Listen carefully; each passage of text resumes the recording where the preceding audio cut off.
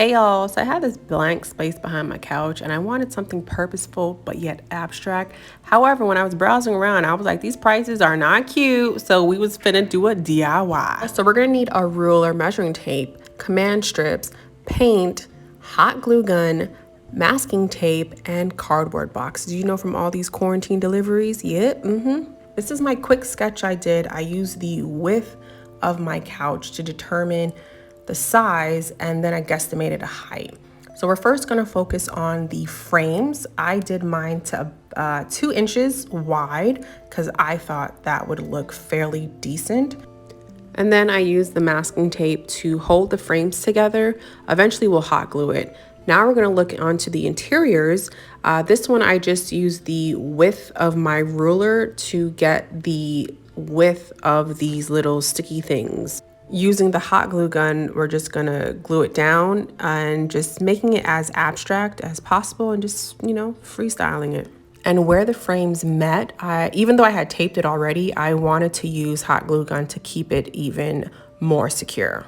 So this is how it looks before it's painted.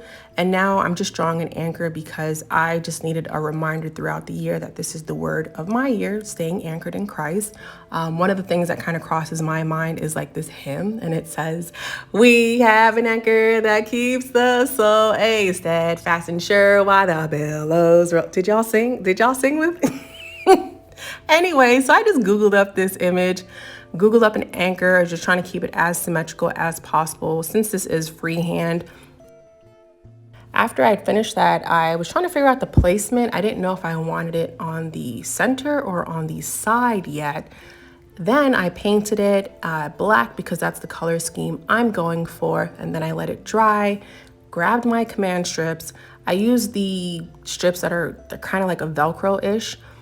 You would just take off the paper and then you would just, strategically place it along your frame so that it could hang. The good thing about these is that you do not have to drill anything.